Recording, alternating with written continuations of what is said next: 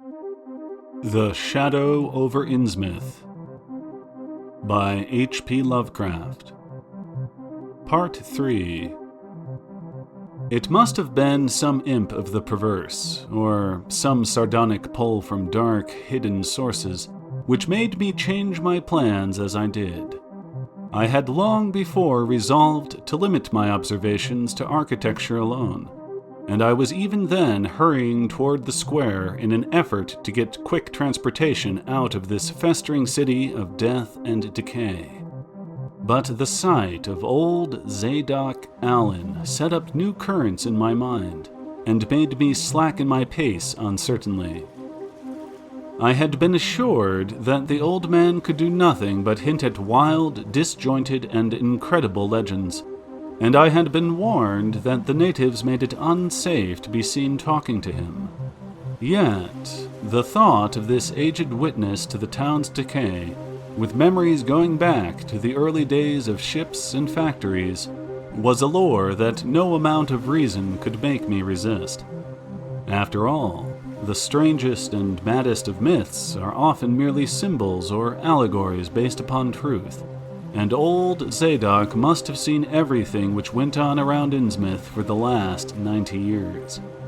Curiosity flared up beyond sense and caution, and in my youthful egotism, I fancied I might be able to sift a nucleus of real history from the confused, extravagant outpouring I would probably extract with the aid of raw whiskey.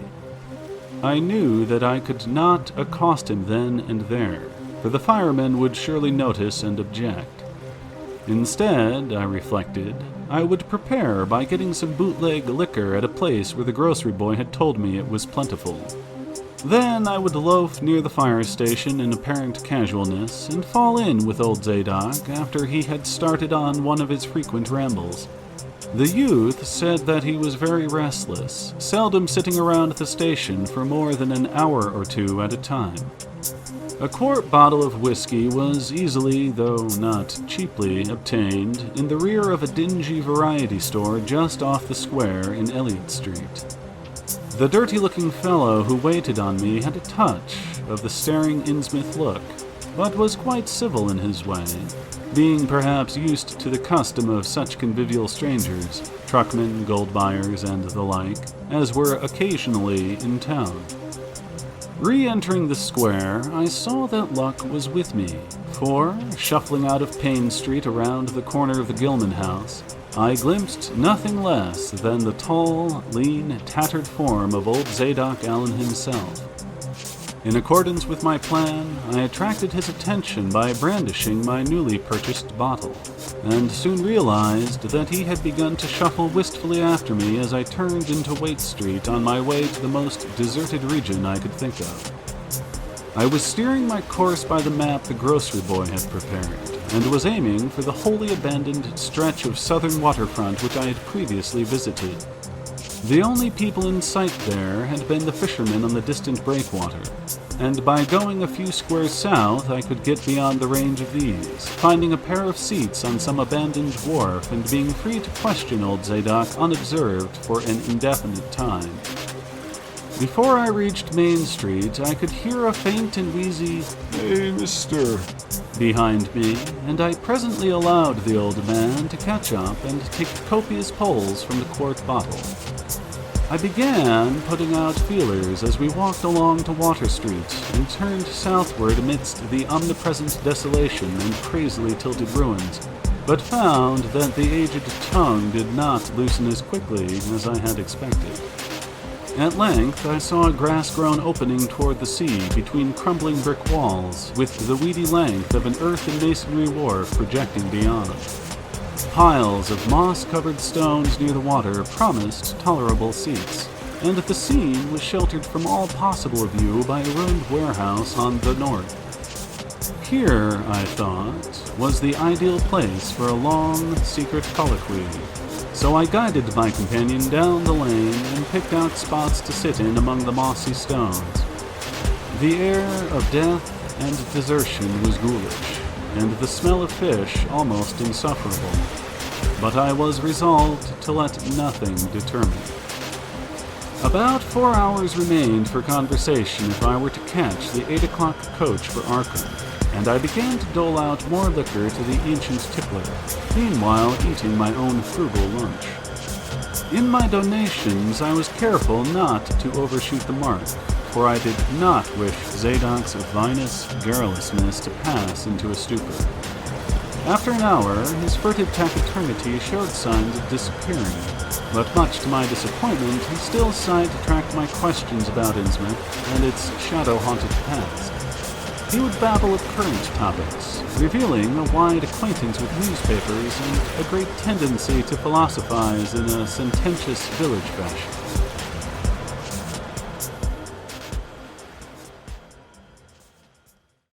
Toward the end of the second hour, I feared my quart of whiskey would not be enough to produce results, and was wondering whether I had better leave old Zadok and go back for more. Just then, however, chance made the opening which my questions had been unable to make, and the wheezing ancient's rambling took a turn that caused me to lean forward and listen alertly. My back was toward the fishy-smelling sea, but he was facing it, and something or other had caused his wandering gaze to light on the low, distant line of Devil Reef, then showing plainly and almost fascinatingly above the waves. The sight seemed to displease him, for he began a series of weak curses which ended in a confidential whisper and a knowing leer. He bent toward me, took hold of my coat lapel, and hissed out some hints that could not be mistaken. "Thar's whar it all begun. That cursed place of all wickedness whar the deep water starts. Gate of hell, sheer drop down to a bottom no sounding line can touch. Old Captain Open done it. Him that found out more'n was good for him in the South Sea Islands. Everybody was in a bad way them days.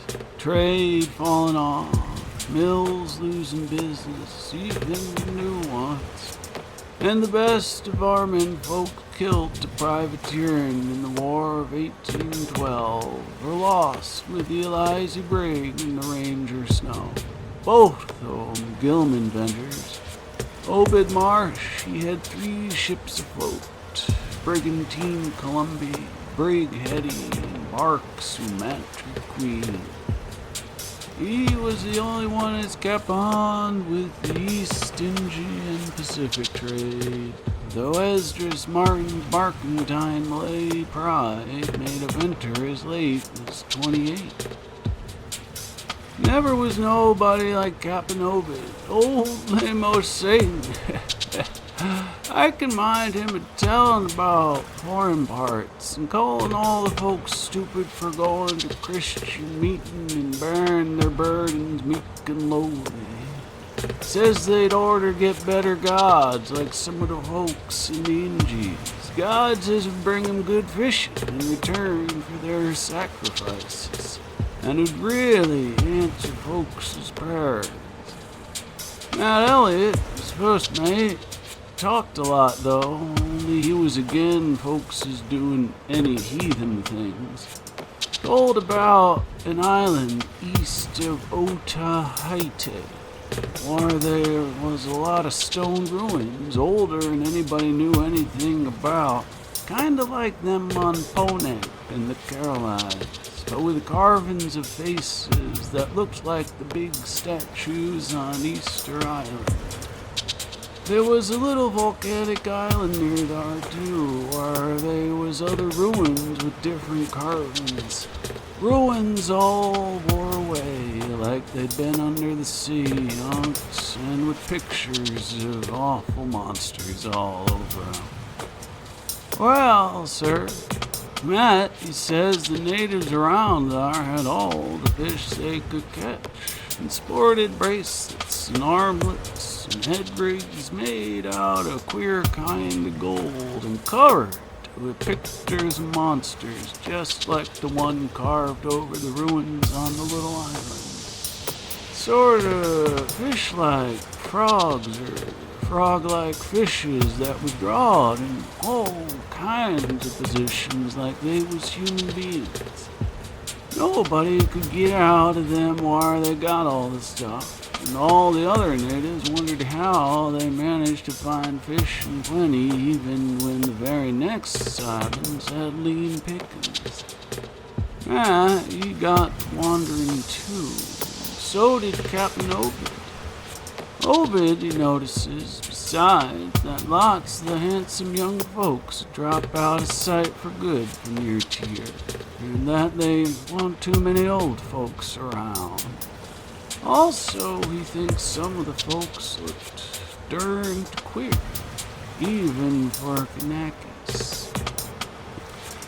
It took Obed to get to the truth out of them heathen. I don't know how he done it, but he begun by trading for the gold-like things they wore. Asked them where they came from and if they could get more, and finally wormed the story out of the old chief, Wallachia, they called him. Nobody but Obed had ever believed the old yeller devil, but the captain could read folks like they was books. Nobody never believes me now when I tell them. Don't suppose you will, young fella. Though, come to look at you, you had kinda got them sharp reading eyes like Obed had. The old man's whisper grew fainter, and I found myself shuddering at the terrible and sincere portentousness of his intonation, even though I knew his tale could be nothing but drunken fantasy. Well, sir, Obed, he learned that these things on this earth as most folks never heard about. Wouldn't believe if they did hear.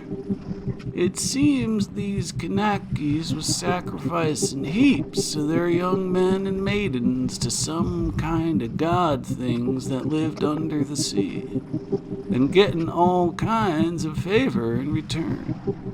They met the things on the little islet with the queer ruins, and it seems them awful pictures of frogfish monsters was supposed to be pictures of these things. Maybe they was the kind of critters as got all the mermaid stories and such started. They had all kinds of cities on the sea bottom, and this island was heaved up from thar. Seems there was some kind of the things alive in the stone buildings when the island come up sudden to the surface. That's how the Kanakis got wind they was down there. Made sign talk as soon as they got over being scared, and pieced up a bargain afore long. Them things liked human sacrifices. Has had 'em ages afore, but lost track of the upper world arter a time. What they done to the victims, it ain't for me to say, and I guess Obed wasn't none too sharp about asking. But it was all right with the heathens, 'cause they'd been having a hard time and was desperate about everything. They give a certain number of young folks to the sea things twict every year, May Eve and Halloween, regular as could be. Also gives some of the carved knickknacks they made. What the things agreed to give in return was plenty of fish, and they drove 'em in from all over the sea, and a few gold-like things now and then. Well, as I says, the natives met the things on the little volcanic island, going thar in canoes with the sacrifices, etc., and bringing back any of the gold-like jewels as was coming to 'em. At first, the things didn't never go onto the main island, but arter a time they come to want to.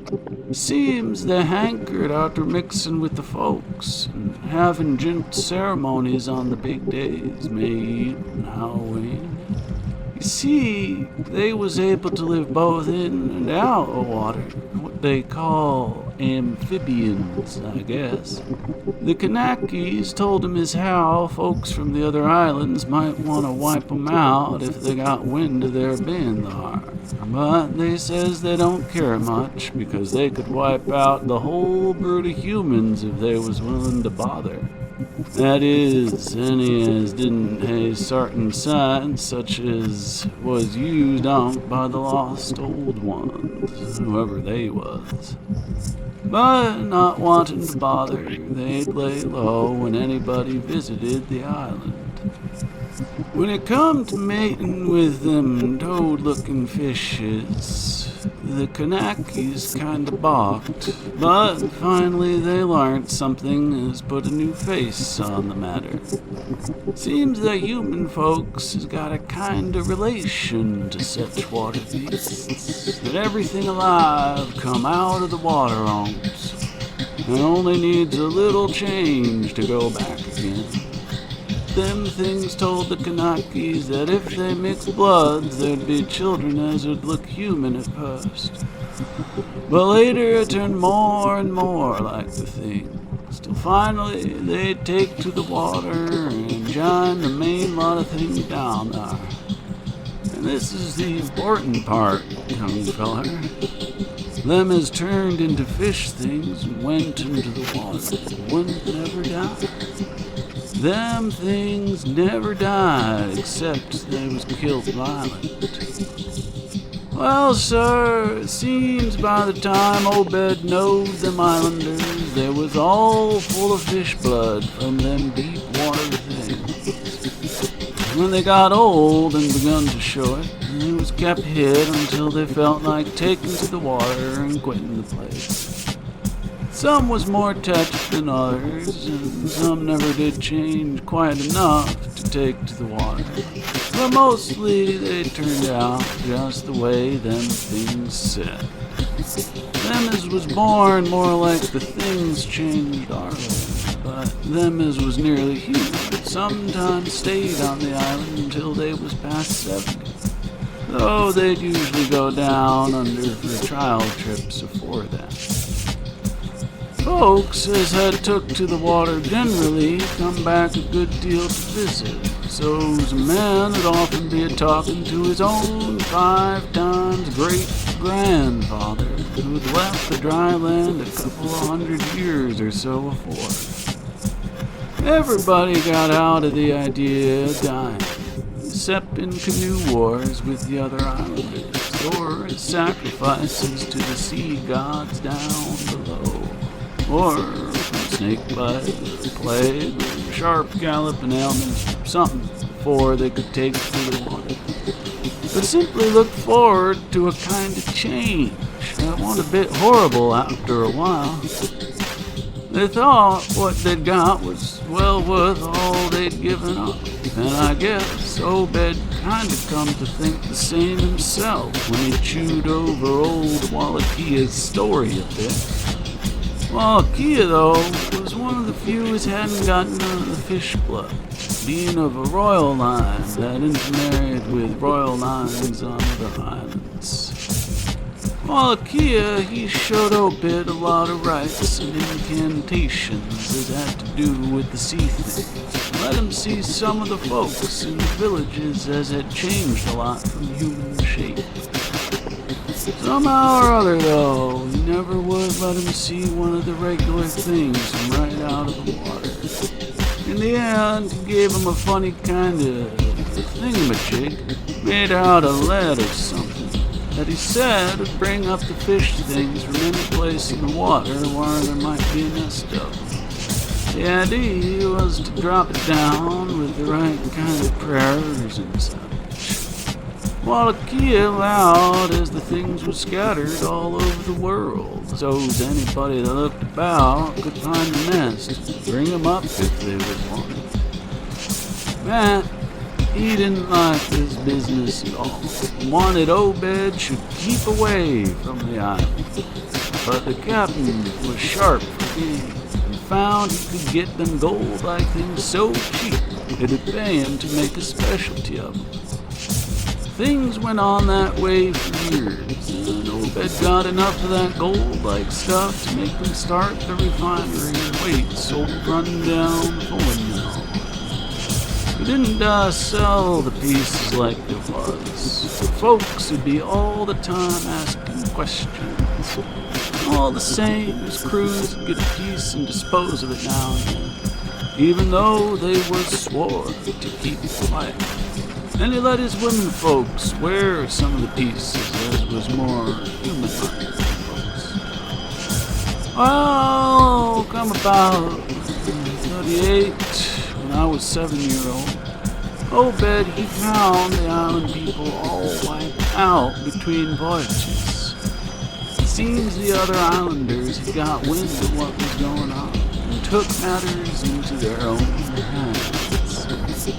Suppose they must have had, after all, them old magic signs, as the sea thing said, was the only things they was feared of. No telling what any of them Kanakis will chance to get a hold of when the sea bottom throws up some island with ruins older than the deluge.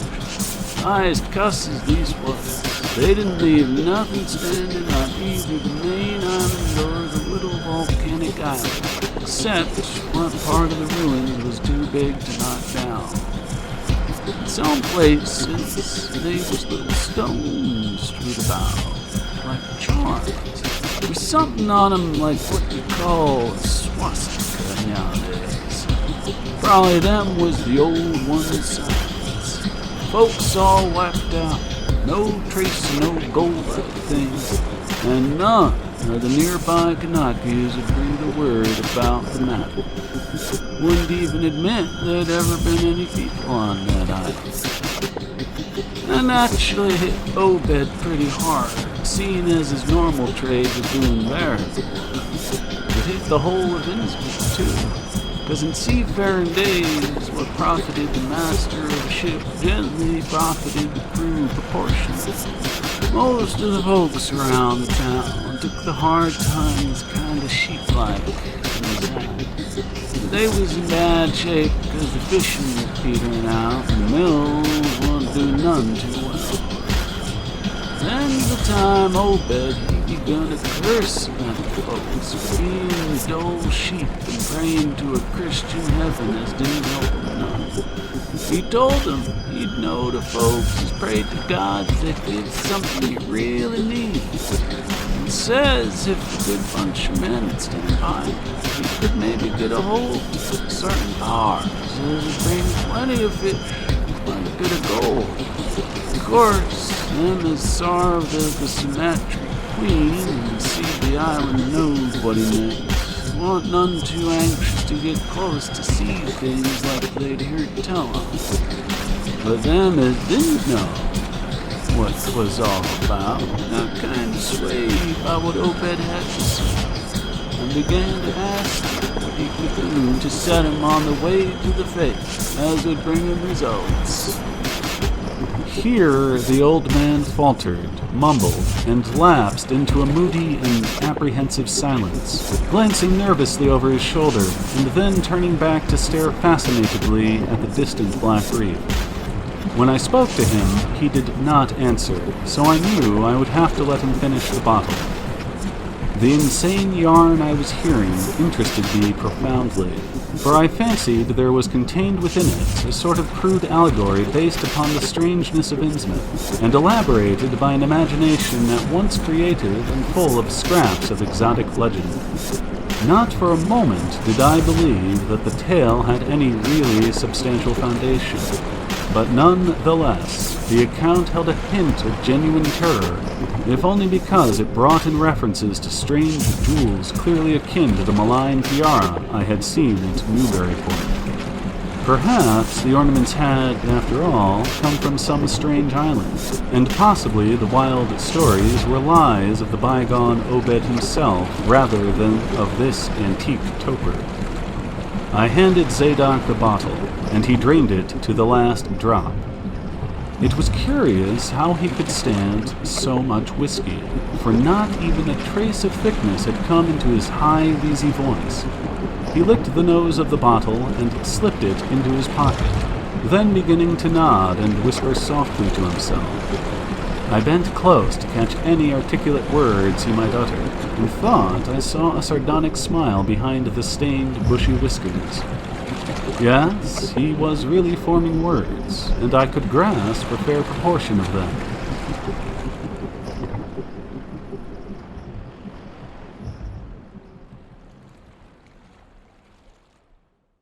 Poor Matt.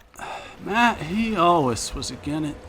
Tried to line up the folks on his side, and had long talks with the preachers, no use. They run the Congregational parson out of town, and the Methodist feller quit. Never did see Resolve Babcock, Baptist parson, again. Wrath of Jehovah, I was a mighty little critter, but I heard what I heard, and seen what I seen. Dagon and Ashtor, Belial and Beelzebub, a golden calf, and the idols of Canaan and the Philistines, Babylonish abominations, many, tackle up arson. He stopped again, and from the look in his watery blue eyes, I feared he was close to a stupor after all. But when I gently shook his shoulder, he turned on me with astonishing alertness and snapped out some more obscure phrases. Don't believe me?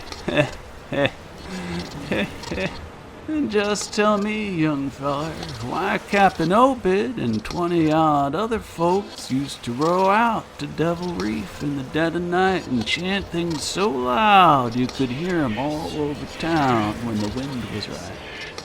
Tell me that, eh? And tell me why Obed was always dropping heavy things down into the deep water t'other side of the reef, where the bottom shoot down like a cliff lower than you can sign. Tell me what he done with that funny-shaped lead thingamajig as Wallachia give him, eh, boy? And what did they howl on May Eve, and again the next Halloween? And why'd the new church parsons, fellers as used to be sailors, wear them queer robes and cover themselves with them gold-like things Obed brung, huh? The watery blue eyes were almost savage and maniacal now, and the dirty white beard bristled electrically. Old Zadok probably saw me shrink back, for he had begun to cackle evilly. Beginning to see, eh? Maybe you'd like to have been me in them days when I see things at night out to sea from the cupola top of my house. Oh, I can tell you, little pictures have big ears. And I wasn't missing nothing what was gossiped about Captain Obed and the folks out on the reef. How about night I took my pa's ship's glass up to the cupola and see the reef a bristling thick with shapes that dove off quick soon's the moon rise. Obed and the folks was in the dory, but them shapes dove off the far side into the deep water and never come up. How'd ye like to be a little shaver alone up in a cupola watching shapes of human shapes, eh? The old man was getting hysterical, and I began to shiver with a nameless alarm. He laid a gnarled claw on my shoulder, and it seemed to me that its shaking was not altogether that of mirth. Suppose one night you seed something heavy heaved off in Obed's dory beyond the reef, and then Lorne next day a young feller was missing from home, eh? Did anybody ever see hide or hair o' Hiram Gilman again? Did they? And Nick Pierce, and Llewellyn Waite, and Adoniram Southwick, and Henry Garrison, eh? Shapes talking sign language with their hands. Them as had real hands. Well, sir, that was the time Obed begun to get on his feet again. Folks sees 3 darters a-wearing gold-like things as nobody never seen 'em afore. Smoke started coming out of the refinery chimney. Other folks were prospering too. Fish begun to swarm into the harbor, fit to kill. And heaven knows what size cargoes we begun to ship out to Newburyport, Arkham, and Boston. It was then Obed got the Old Branch Railroad put through. Some Kingsport fishermen heard about the catch and come up in sloops, but they was all lost. Nobody never seen him again. And just then, our folks organized the Esoteric Order of Dagon, bought Masonic Hall off in Calvary Commandery for Aunt Elliot was a Mason, and again the cylinder. He dropped out of sight just then. Remember, I ain't saying Obed was set on having things just like there was on that Kanaki Island. I don't think he aimed for us to do no more mixing, nor raise no young'uns to take to the water and turn into fishes with eternal life. He wanted them gold things, and was willing to pay heavy. And I guess the others were satisfied for a while. Come in 46, the town done some looking and thinking for itself. Too many folks missing. Too much wild preaching at meeting of a Sunday. Too much talk about that reef. I guess I done a bit by telling Selectman Mowry what I seen from the cupola. There was a party one night that followed Obed crowd out to the reef, and I heard shots betwixt the darkness. Next day, Obed and 32 others was in jail, with everybody a-wondering just what was afoot and just what charge again him could be got to hold. If anybody looked ahead, weeks later, nothing had been thrown into the sea for that long. Zadok was showing signs of fright and exhaustion, and I let him keep silence for a while, though glancing apprehensively at my watch. The tide had turned and was coming in now, and the sound of the waves seemed to arouse him. I was glad of that tide, for at high water the fishy smell might not be so bad. Again, I strained to catch his whispers. That awful night, I see him. I was up in the below. Hordes, swarms of them, all over the reef and swimming up the harbor into the New City. God, what happened in the streets of Innsmouth that night? They rattled our door, Pa wouldn't open.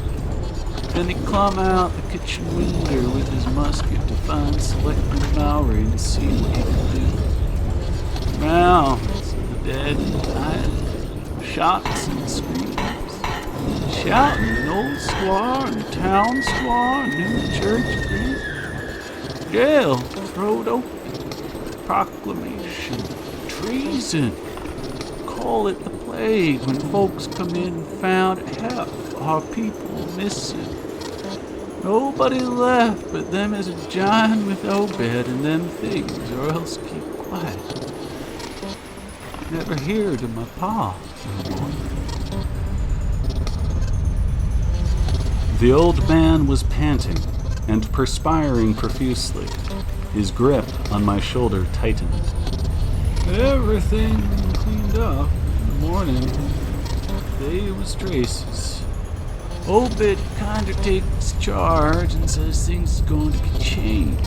Others will worship with us at meeting time. Certain houses has got to entertain guests.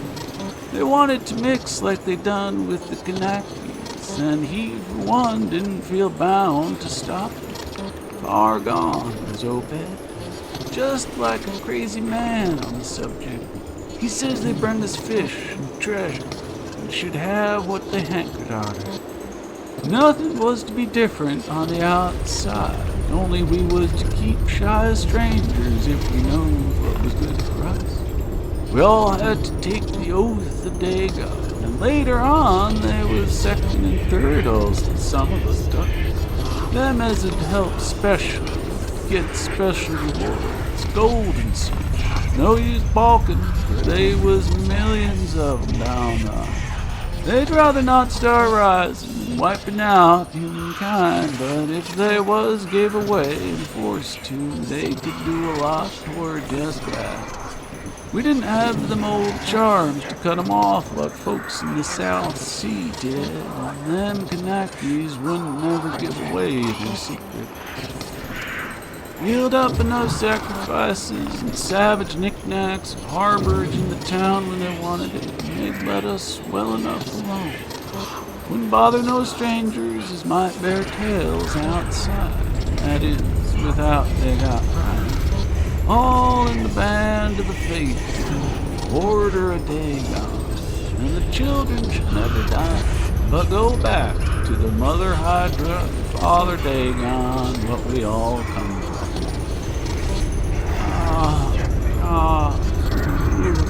Tongue, can we not the fool, brilliant, God, Nagu, tongue. Old Zadok was fast lapsing into stark raving, and I held my breath. Poor old soul. To what pitiful depths of hallucination had this liquor, plus his hatred of the decay, alienage, and disease around him, brought that fertile, imaginative brain?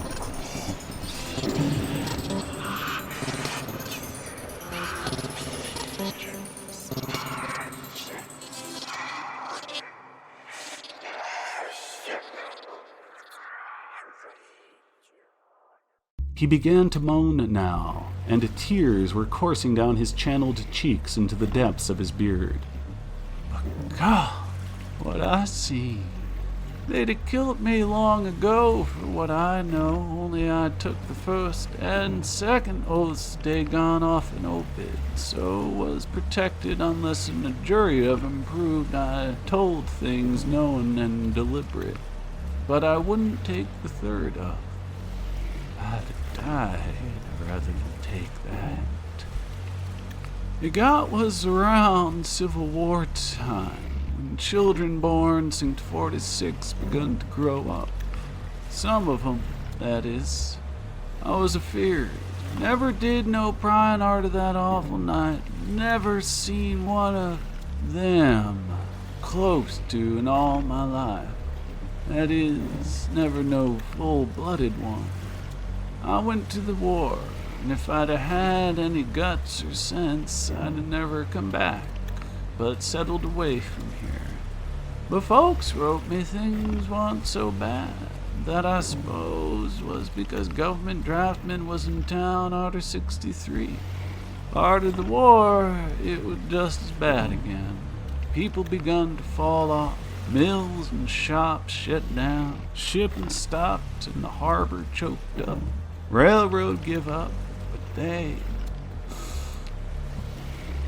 never stopped swimming in and out of the river from that cursed reef of Satan. And more attic windows got boarded up. And more noises was heard in houses as wasn't supposed to have nobody in. Folks outside have their stories about us. Suppose you've heard plenty of them, seeing what questions you ask. Stories about things they've seen now and then, and about the queer jewelry that still comes in from somewheres and ain't quite all melted up. But nothing never gets definite. Nobody'll believe nothing. You call them gold-black things pirate loot and allow the Innsmouth folks is furrin blood or is distempered or something. Besides, them that lives here shoo off as many strangers as they can and encourage the rest not to get very curious, especially around night time. Beasts balk at the critters, hosses wuss than mules. But when they got autos, that was all right. In 46, Captain Obed took a second wife that nobody in the town never seen. Some say he didn't want to, but was made to by them as he'd called in. Had 3 children by her. 2 has disappeared young, but one gal has looked like anybody else and was educated in Europe. Obed finally got her married off by a trick to an Arkham feller as didn't suspect nothing. But nobody outside'll have nothing to do with Innsmouth folks now. Barnabas Marsh, that runs the refinery now, is Obed's grandson by his first wife, son of Onesiphorus, his eldest son. But his mother was another one of them as wasn't never seed outdoors. Right now, Barnabas is about changed.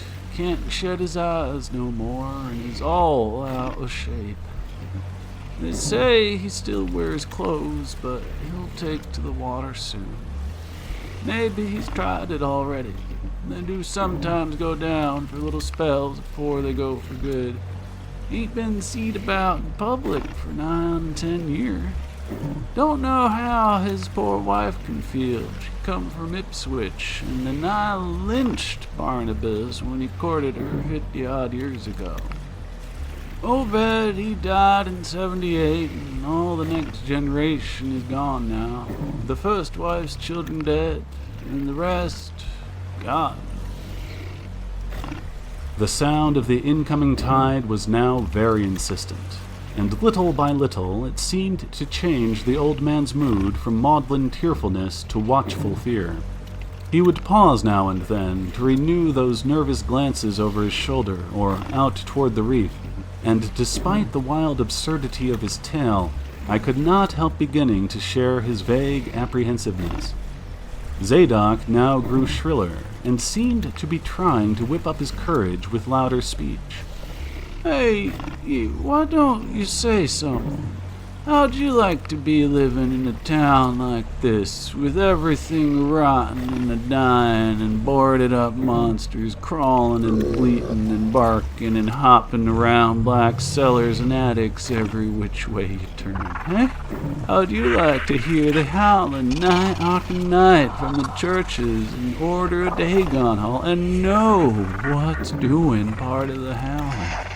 How'd you like to hear what comes from that awful reef every May Eve and Hallowmas? Hey, think the old man's crazy, eh? Well, sir, let me tell you that ain't the worst. Zadok was really screaming now, and the mad frenzy of his voice disturbed me more than I care to own.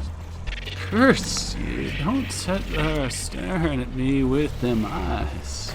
I tell Obed Marsh he's in hell and has got to stay there. In hell, I says. Can't get me. I ain't done nothing nor told nobody nothing. Oh, you young fella. Well, even if I ain't told nobody nothing yet, I'm a-going to now. You just sit still and listen to me, boy. This is what I ain't never told nobody. I says I didn't do no prying after that night, but I found things out just the same. You want to know what the real horror is, eh? Well, it's this. It ain't what them fish devils has done, but what they're going to do. They're bringing things up out of where they come from in the town, and doing it for years, and slacking them up lately.